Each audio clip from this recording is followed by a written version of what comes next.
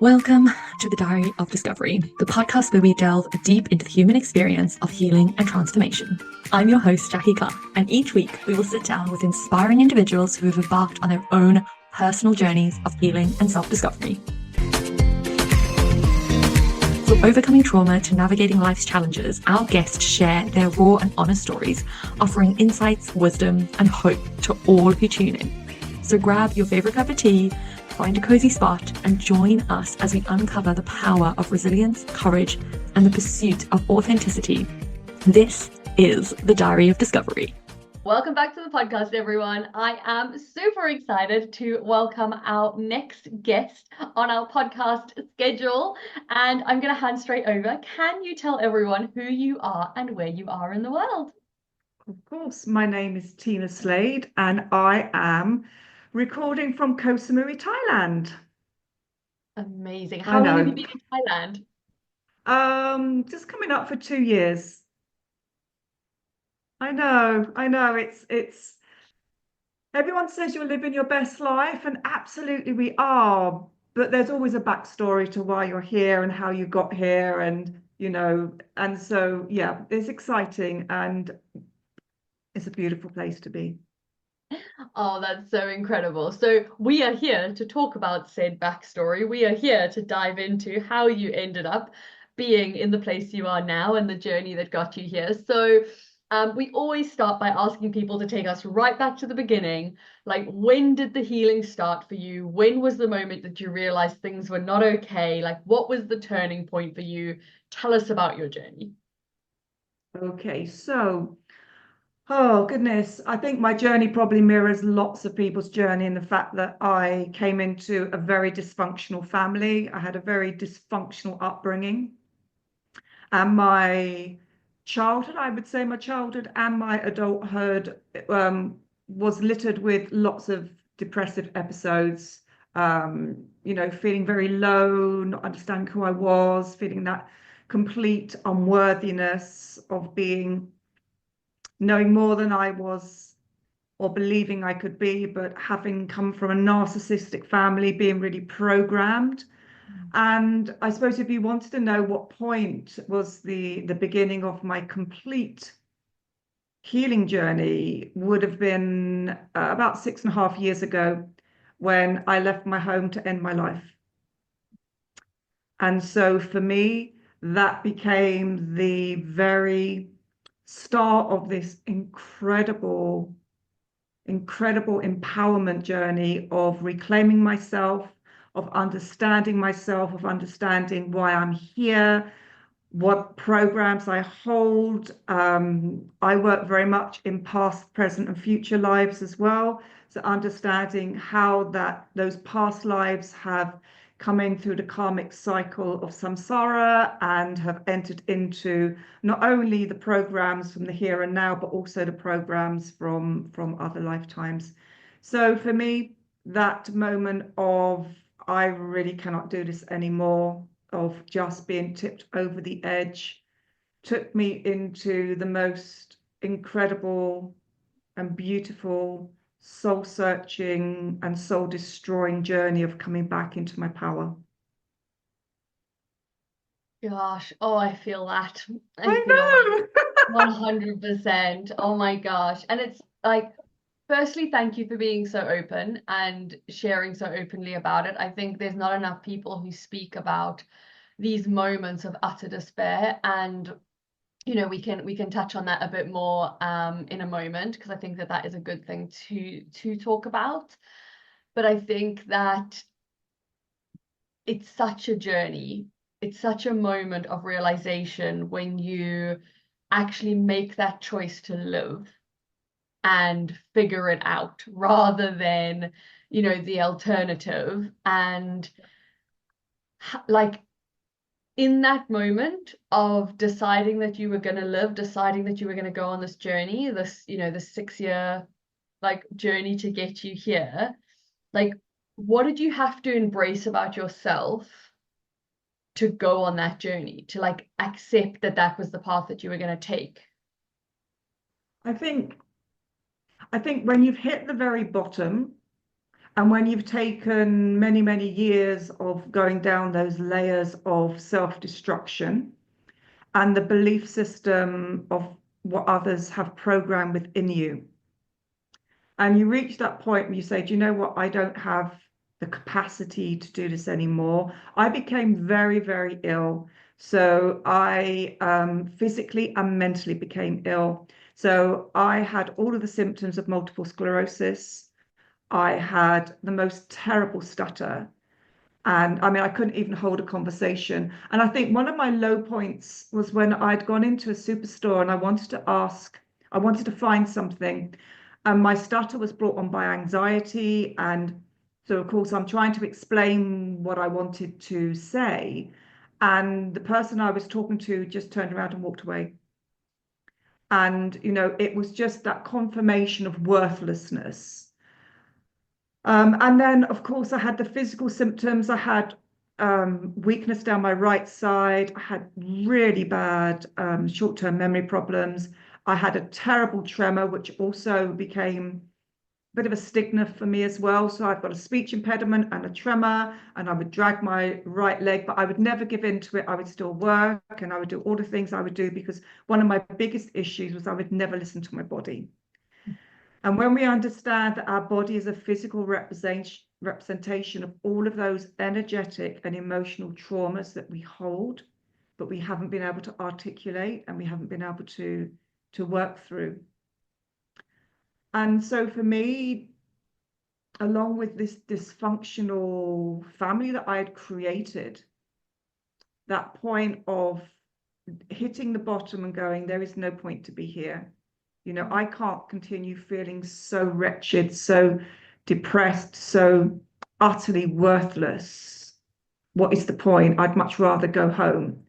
And I left home to jump in front of the Brighton to London train, and I found myself on the on the bridge. And something very strange happened. I believe was a spirit master who came to me and said, this is not the time, you're here on a mission. And the strangest thing is, I phoned someone that I would never normally phone. I didn't phone my husband, I didn't phone my family members. I phoned someone who was an acquaintance, who at that point said to me, just get in the car and come to me. Just come to me. And that's what I did. And I stayed there with her for 6 weeks whilst I understood what had happened to me and what needed to happen to me. And that was, to answer your question, that was the beginning of me reclaiming myself.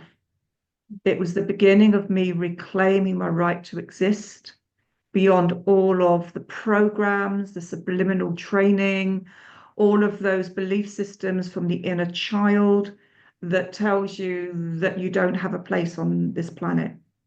Mm. And from that place, I healed myself. I am 100% well. As you can hear, I have no stutter.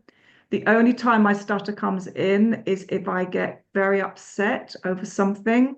Occasionally, I will have a little stutter, but generally, my stutter is absolutely not there. I am so healthy, so well, because I keep myself well. And I suppose also to explain, to get to this point, we have to deep dive into the shadow. We have to go to the places that we do not want to see, the places we do not want to remember. And we also have to hold ourselves accountable for every part we have played in that story. Mm.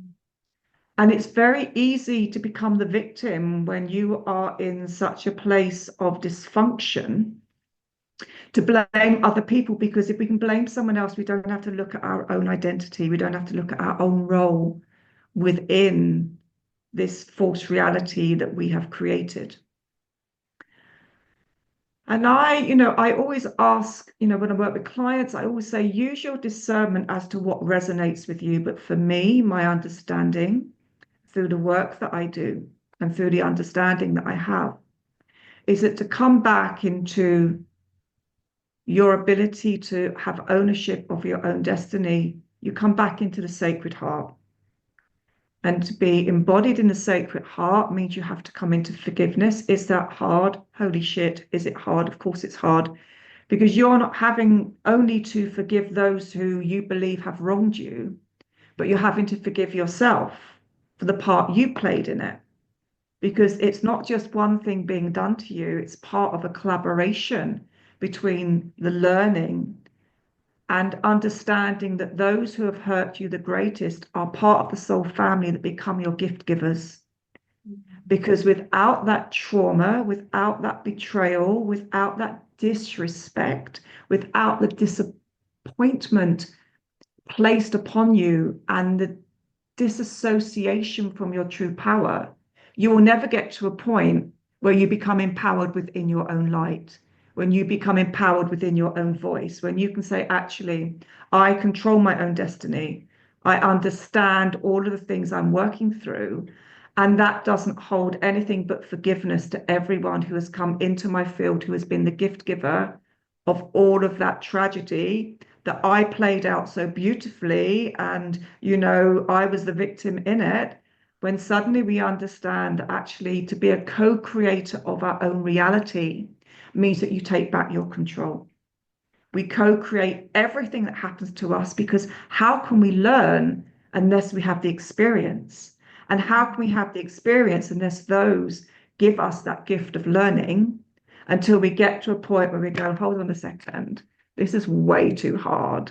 There is an easier way of understanding this. And the easiest way is to come back into heart center, to come into forgiveness. And coming into forgiveness over people who have really hurt you, who have betrayed you, who have disrespected you. Oh my goodness, that does not happen overnight. It does not happen. You don't suddenly wake up and you're like Mother Mary and blessing everyone. You have to go through the anger. You have to go through the persecution. You have to go through all of that shadow to get to that point where you look in the mirror and you go, do you know what? You're okay. Just as you are, you are perfect, just as you are. And from that point, you reclaim your sovereignty. You reclaim, for me, I reclaim my divine feminine, having been so in my masculine.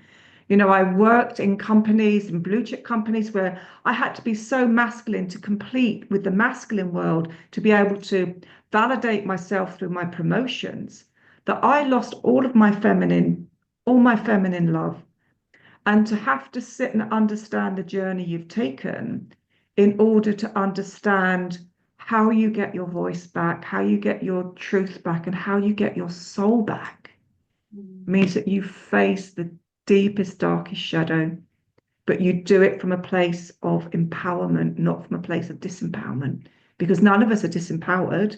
It's simply the program of martyrdom that we fall into because that's all we've been shown.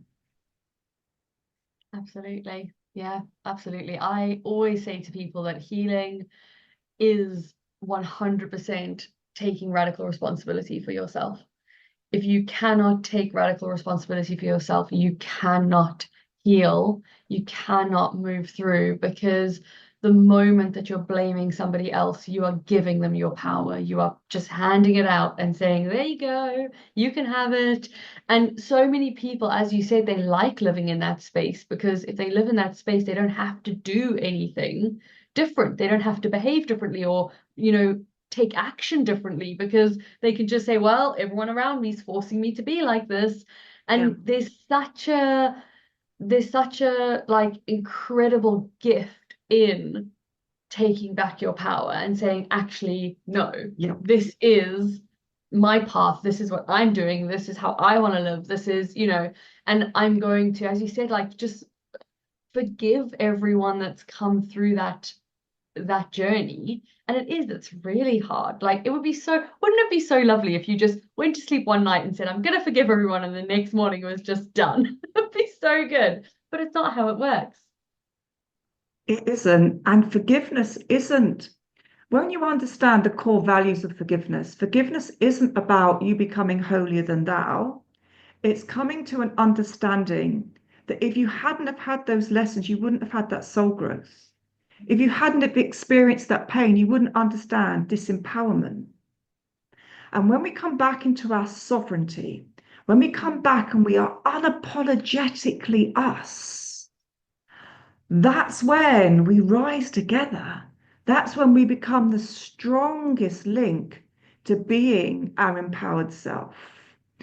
And you know what? There are times, honestly, I have been on the floor, on my knees, in the pain of what I've been carrying.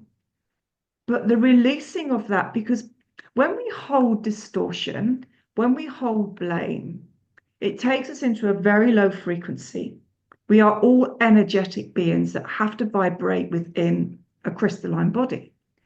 So when we hold that distortion, it holds us into the entrapment of disempowerment, of disillusionment, and it takes so much energy.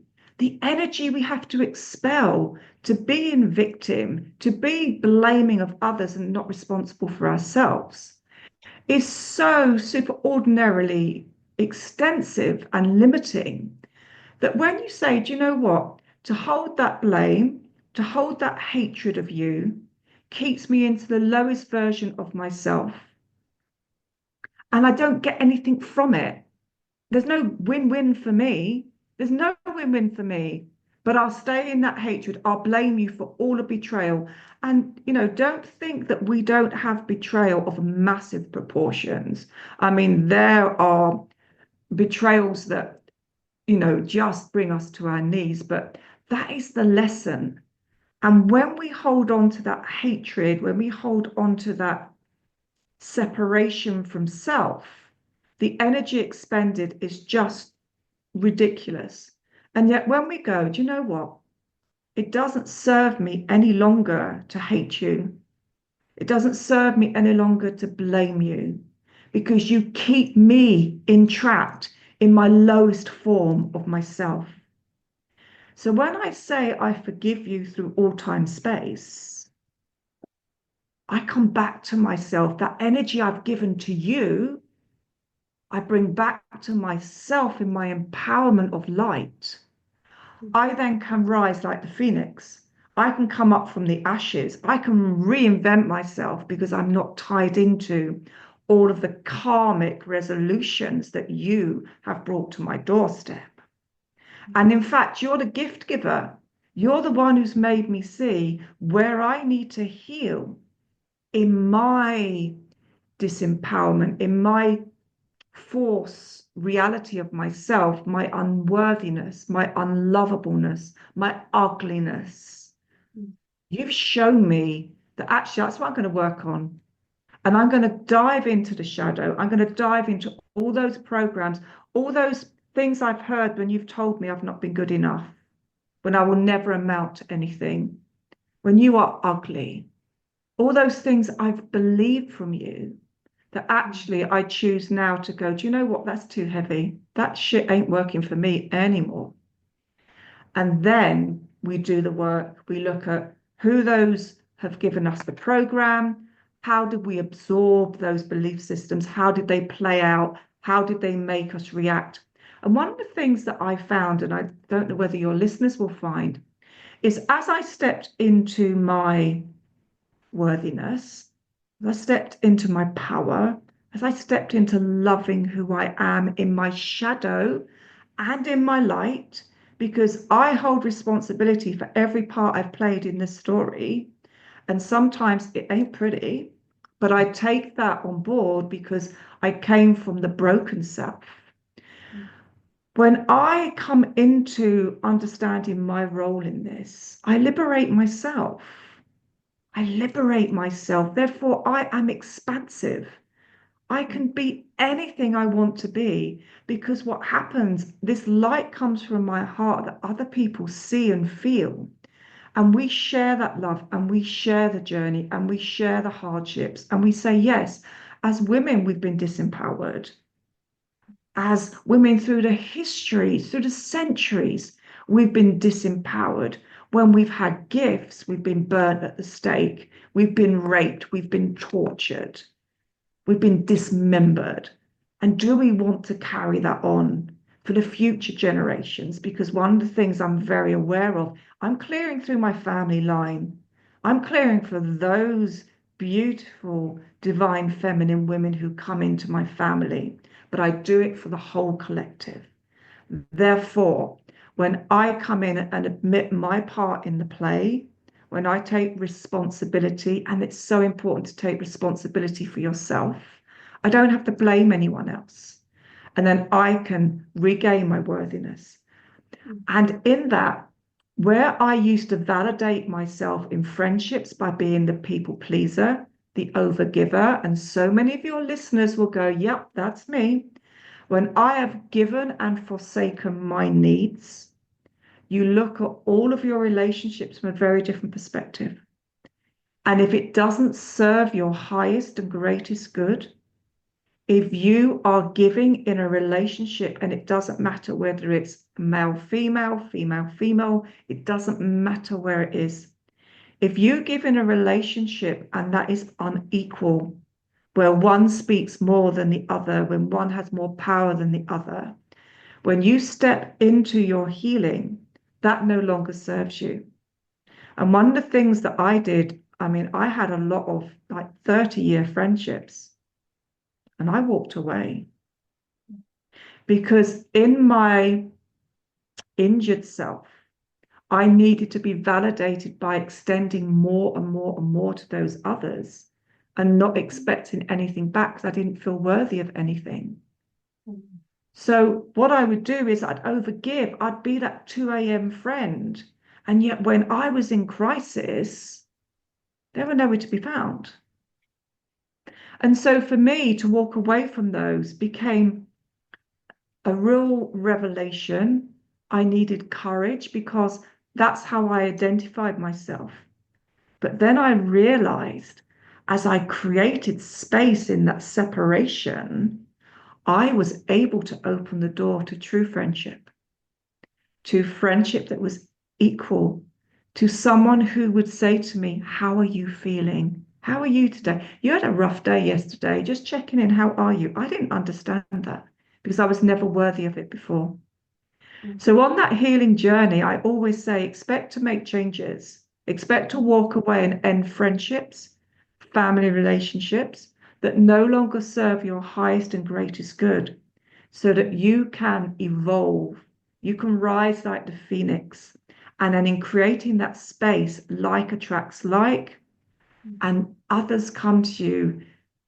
And for me, I've had to learn how to have friendships with women because I have been betrayed in so many lifetimes and betrayed in this lifetime by the divine feminine that actually now I can have relationships where they are embodied in trust.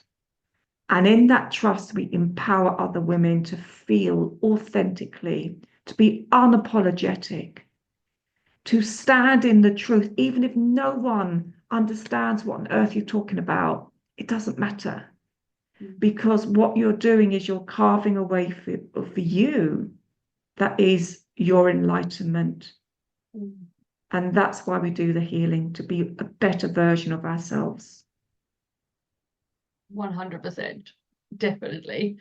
I think that so many people go on this healing journey. Like I've spoken to so many people on the podcast, and they have spoken about, all of these big changes that happen as they go on their healing journeys, whether it is relationships or friendships or the work that they do or where they live or, whatever it is, there's always big change. And I always call it like a coming home, like you're coming home to the truest version of yourself. And through that process, you are aligning all of the things around you to actually best serve you. So there's that process. And, for me, the coming home was actually literally coming home because we moved back to South Africa after living in the UK for a really long time. But it was never about the physical place. It was always just about the journey of getting there and what it meant for, what you were saying, like that worth. Like I'm actually worthy of living this life. I'm worthy of having these friendships. I'm worthy of, doing this work. I'm worthy of the way that I'm going to structure my life. And it's such a mental shift in that feeling of, instead of being trapped in that, other people need to allow me to do this, other people need to tell me I can, or, give me permission, to actually step in and take back all of that power and say, actually, it's my responsibility. I'm going to do what's best for me. I'm going to make these decisions, based on what I need. And that can be really, really uncomfortable for people. As you said, they've gone through this process of family, school, university, work, like this whole structure where, especially as women, we are positioned that we should always give, we should always be the mother, we should always be the caregiver, we should always be the person who is having less so everyone else can have what they need. And, there's this real kind of like image painted of what a woman should be, and it's only now in like in this kind of new age, let's call it, as we're coming into this new spiritual collective, where there's a real shift actually in showing the history of women warriors and showing the history of women being, the actual collective who keeps everything together, but not in a sense of holding and over giving, but just in the sense of that creation and that, having so much power to actually bring into the world.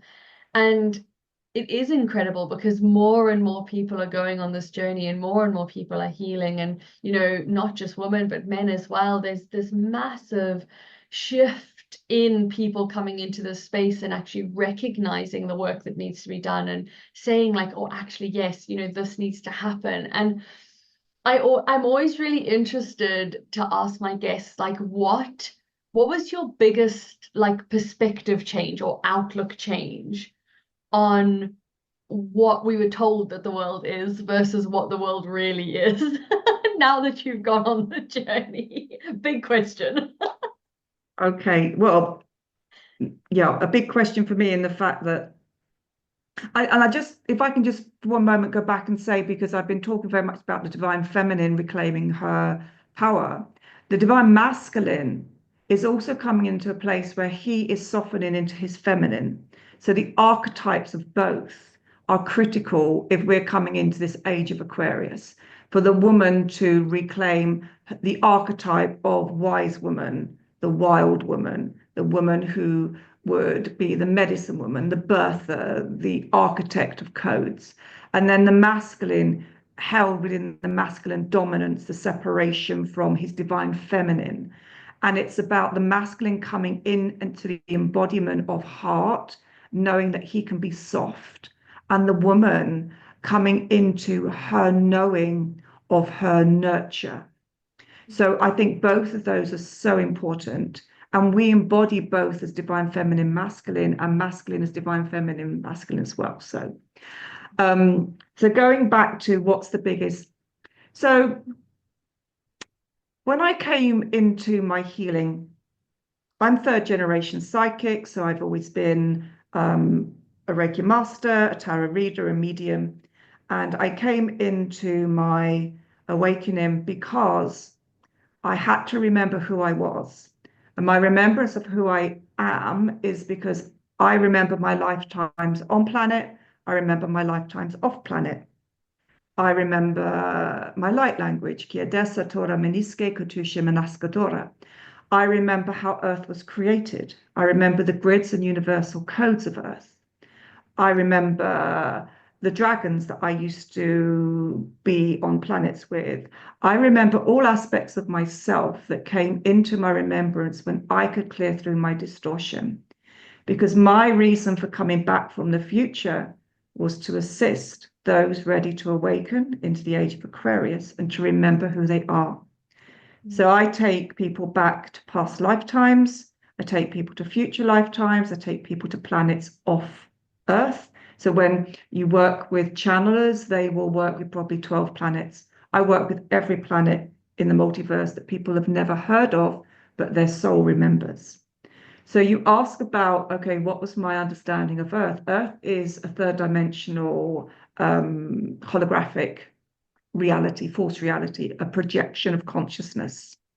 And when we understand how to separate from being in it to be an observer, that's the key to unlock all of our sacred geometry, all of our sacred remembrance. It makes us understand that the third dimensional distortion, which we are contained within, has every inflection within history. History is not how we've been taught. Why do we work? We work because you have to pay taxes. Why did women suddenly get the offer of going into the workplace? Not because they wanted to emancipate us and free us, but because they wanted us to pay taxes. So when we understand all the distortion, we can then come back into our own understanding of why we're here. And we're here to remember who we are and remember our gifts. All of the work I do, everyone can do. It's just that through my awakening, through moving through my shadow, I get closer to remembering who I am, working and communicating with Jesus, with Mother Mary, working with the angelics, working with Atlantis, working with Lemuria, working with all of the elementals of Earth, seeing the grids. So when you ask me what's the difference in Earth, well, I don't see Earth as it is. I understand why Earth was created. I understand Earth has ascended. And those of us who are here now as light workers, truth givers, are here to bring in all of those who want to raise through their consciousness and come back into heart. And there are only three things that we have to embody on earth. One is love, one is forgiveness, and one is compassion. If you can master those three emotions, you've cracked it. There's nothing else to learn because everything becomes inconsequential. Because the only things we need to know is how to love, how to forgive, and how to be compassionate. Simple. I love that. It's the embodiment of all the crystalline light within us. It's the embodiment of pure source. We were never here to be distorted. We were never here to be less than. We were always here to be collectively held within source light. And every karmic cycle we have created has been part of that learning that brings us to our highest, greatest good. And then when we embody those three core values, I mean, I've just finished writing a book. Well, I've channeled a book. I channeled it in 2 weeks, and yet it's taken me months to get it into a point where I can get it published. But it's about navigating being human. When we understand why the earth was created, what the false matrix is, why we experience what we experience, and why we become ill. We only become ill because we're holding energy entrapments within us. And if we can just find out what that is, we were all meant to live long lives. We weren't meant to manifest illness. And when we understand what we hold, we unlock that key that takes us into this greater knowing. I mean, look at the stars. How can we only be the only planet that has intelligence? It's so arrogant to possibly believe that we do not communicate with other star races. I channel other star races. I channel star races that you've never heard of, but they always come of light. They always come with wisdom. And if we can just understand that we have to come back through the separation matrix, because that's one of the things on earth we come into the separation of the disillusionment and the separation of soul. And then that separation creates all of the separation you see that's playing out in society at this point in time, because we've separated from heart, we've separated from compassion, and we've separated from our forgiveness. And if we were just to go, do you know what? Just for a week, I'm going to try and be embodied within this sacred heart. I'm going to try and be light and non-judgmental to everyone, because that's another thing in the 3D matrix. We're absolutely in judgment. But what gives us the right from our own distortion to just justify that judgment of others? There is no right, because we are all equal. And so how do I see the world? I see the world as holographic grids. I see the world as codes, as universal codes of energy, protonic light strands, crystalline strands. I see matrix systems. When I work with clients, I see them within holographic bodies, and I see where the energy is and where it's trapped. And then we just simply go, okay, it's this, and we code, and we clear it. When we understand that we can clear everything in our field, they don't want us to know. They don't want us to remember. So we will change history. We will disempower you. We will make plant medicine virtually illegal so that we can come into chemical pharma. Because anything that dims your light, anything that takes your pineal through fluoride in your water, toothpaste, anything that shuts your pineal down and shuts those protonic light strands down, that's what Earth is about. It's the separation from the light. And when we go, hey, we're not having that anymore, I'm going to do the shadow work, because through the shadow work, I can become evolved. I am evolution, and I evolve through all collective consciousness for everyone who's on the planet as well. Mm. That's healing. Absolutely. And it's freedom. Jacky, it's freedom. It's freedom. We witness ourselves. We witness ourselves in our freedom. Yeah, 100%. And I always like to ask people, like, what would your advice be for somebody who is struggling at the moment, who is feeling a little bit lost, who wants to come back into that heart space and find that forgiveness and, come into that alignment? Like, what would your advice be for somebody? I think it's to be courageous, to look into the shadows. There's a lot of inner child work that needs to happen. So when we understand the fears of the inner child, when we can work through those, and there are so many emotions that are trapped. So when we go back into what is our program, what's our belief system, probably the biggest question to ask, the first question is, who am I and what do I believe I am? Mm. And when we're honest, and I've started journaling, and I found I've never been very disciplined with journaling. I get all my information, and all of a sudden my team are like, "You need to journal." And I'm like, oh, "Okay, really?" So I've been journaling, and through that, I've been asking myself, what does the inner child say to me? Where is the inner child in fear? Where is the inner child disempowered? What do I have in the inner child that makes me believe I am less than? And when we journal, we go beyond the left brain. The left brain is the critical human brain, and we move it into the right brain, which is the expansion. So the first question is, what do I hold about myself that stops me loving myself? And then we do that shadow work. We reach out to those who can hold that space for us. And we become authentic, and we become honest, and we become vulnerable. And in those three things, in your vulnerability, you will get to a point where you can go, okay, that's what I hold that no longer serves me. That's what I'm going to let go of. Who taught me that? You're the gift giver. I'm not going to hold grudges, because without your lessons, I could not be the greatest aspect of myself. And it doesn't happen overnight, Jacky. It's layers and layers and layers. And you go through the layers and you think, I've knocked that one right on the head. And then something will trigger you that says to you, every trigger is an arrow that says, go back and look at that, because that's still unfinished business that needs to be healed. Take the pressure off yourself. Learn how to love yourself. Learn how to look in the mirror and say, I'm okay. I've got shadow. I've got regrets. But actually, that holds me into the past. What projects me into the future? And when we let go of all of that, when we let go of all of those demands we place on ourselves, our vibration rises. We rise. We ascend. We become empowered. We have voice. And then we co-create. And what we're all after is to find a place of bliss. What gives you bliss? What in your life gives you bliss? And whatever it is, do more of it. Whatever makes you feel less than, do less of it. Find out what it is and let it go. If there are those who enjoy seeing you suffer, walk away.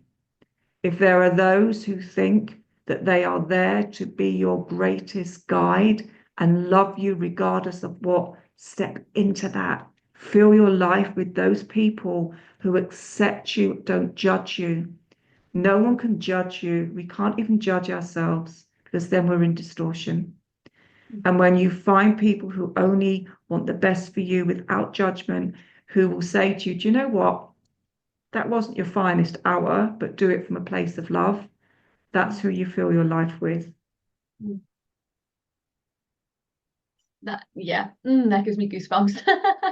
It's so true. Like the idea of bliss, I call it the like day-to-day happiness. Like you need to find the 90% that keeps you happy. Like you need to lean into what is going to be the day to day. And one of the big culture shifts that I got stuck in when I lived in the UK was this idea of we just live for our holidays. We just, the whole year we do nothing. We scrimp, we don't spend, we don't go out. We just live for those 2, 3 weeks that we get to come back to South Africa, come home, see everyone. And it was literally putting our life on hold for majority of the year to live for 3 weeks while we were on holiday and not enjoying any of the bulk of our existence because we were spending all of our time anticipating those couple of weeks that we would get to live back home. And it was just such a shift in perspective when myself and my husband were both like, what are we doing? Like, what are we actually doing? Why are we living in this place where we are unhappy for so long when actually we could move home and we could live? Yes, it won't be exactly like holiday. We'll have to work and, all of those sorts of things. But the people that we want to surround ourselves with, the lifestyle that we want to live, the activities that we want to do, like all of those things will then be accessible to us all of the time, rather than just for a tiny amount.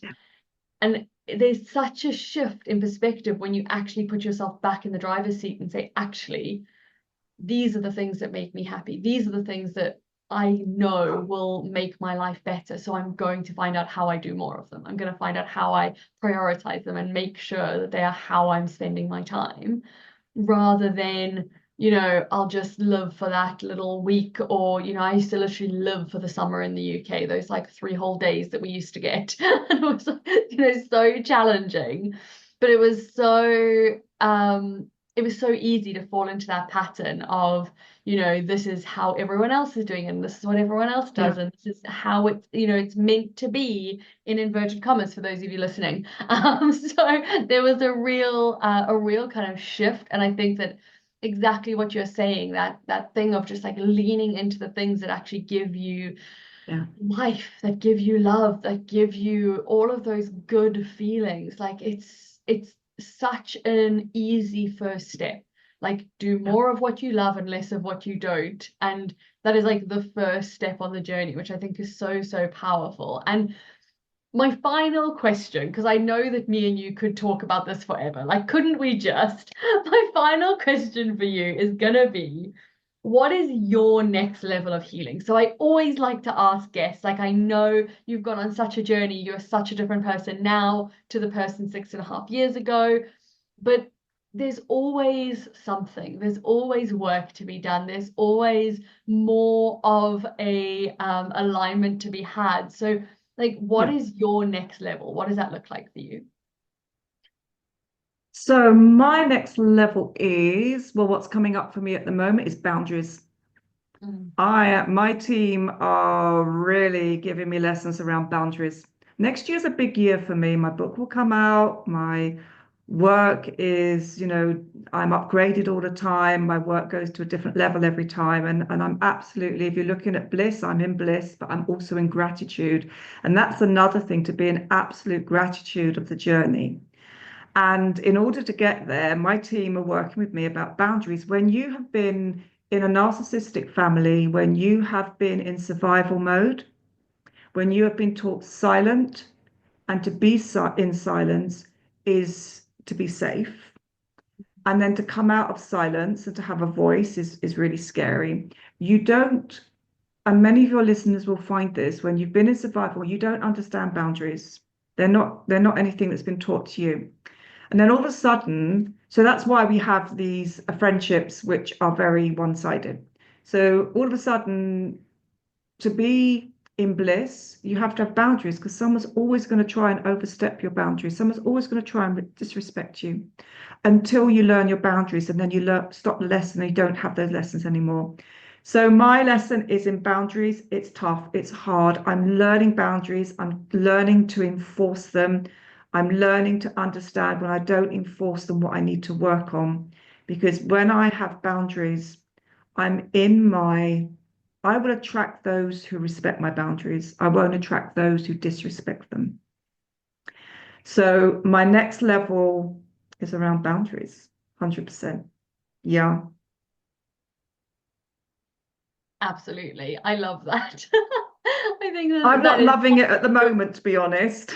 it's a beautiful lesson though. It's such a beautiful lesson and it's a lesson that is so needed. It is so, so needed. And again, like it's such a hard thing. So many people I speak to are overgivers, are people pleasers, and it's become like a norm where people are like, "Oh yeah, I'm a people pleaser," almost like it's a badge of honor. And it's something that we need to shift so dramatically in the world that we're in, that it's not right for one person to always give and to not be held themselves. There has to be an equal shift in the giving and the receiving and the being taken care of and taking care of others. Like if there's not that like that equality in everything that we do, things get out of balance, whether that is us in our energy, in our relationships, in the way that we show up in the world. But we can't do the work that we're here to do if we're not in balance and we're not supported by the people that are around us. And sometimes that can be the hardest lesson that we have to learn, is that we actually have to, Yeah,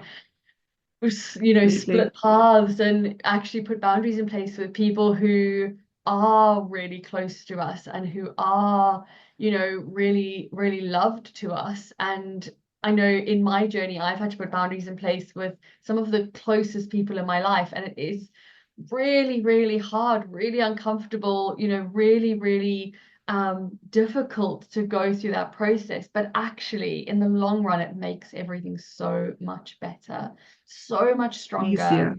so much easier, like so much nicer to actually be able to have those conversations with It's people. healthy. Yeah, it's just so healthy and it's so beautiful. So I think that that is wonderful. And you said that your book is coming out. So we're busy recording this in December 2024. But you said your book is coming out next year. So when is your book going to be in the world? Do we know yet? I'm hoping it will be in the middle of next year. I need to just finally get all the bits together and get it off. And it's really exciting. It's about navigating being human. And just very quickly to touch on when we're overgivers, it's because we have a big black void within us that we try and fill with other people's gratitude instead of filling in the black void. And in our existence, we are taught that to be of self, to be of the I am presence is selfish. To ask, what do I need? We're taught that is selfish. We have to be in service to others. That's what we deconstruct. Mm. So, yeah, lots of exciting things happening to me. I'm really lots of new opportunities around my work. And yeah, I think next year is a big year for many of us who are stepping in to do the work. And if you're stepping in to do the work collectively, we step into a higher vibration. And, you know, like attracts like. And I think next year there's going to be a big shift. There's going to be a lot of disclosures out in the third dimensional world. A lot of disclosures will be coming out, and a lot of people will be questioning around what we've been taught and what we've been told and the information we've been fed. And through those disclosures, we will start to question. And through the questioning, we will start that journey for those who haven't quite got on the journey yet.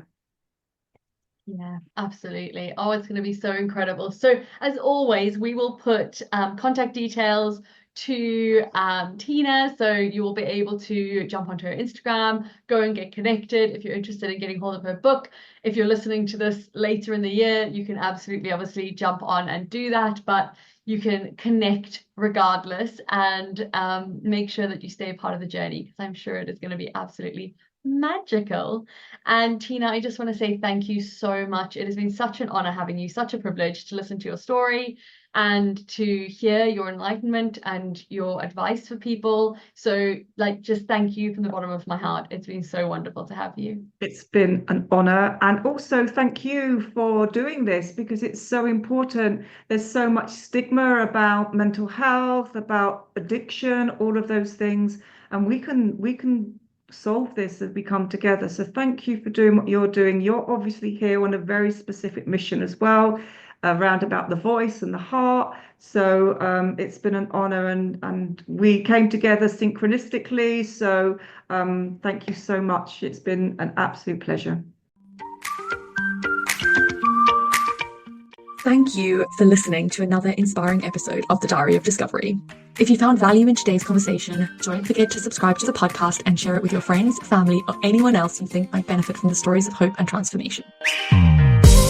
Your feedback means the absolute world to us, so please take a moment to leave a review on your favorite podcast platform. Your reviews help us to reach even more listeners and continue to bring this meaningful content to the world. Until next time, remember, your healing journey is valid. You are never alone, and you have the strength to get through this. Keep shining bright, and we'll see you in the next episode of The Diary of Discovery.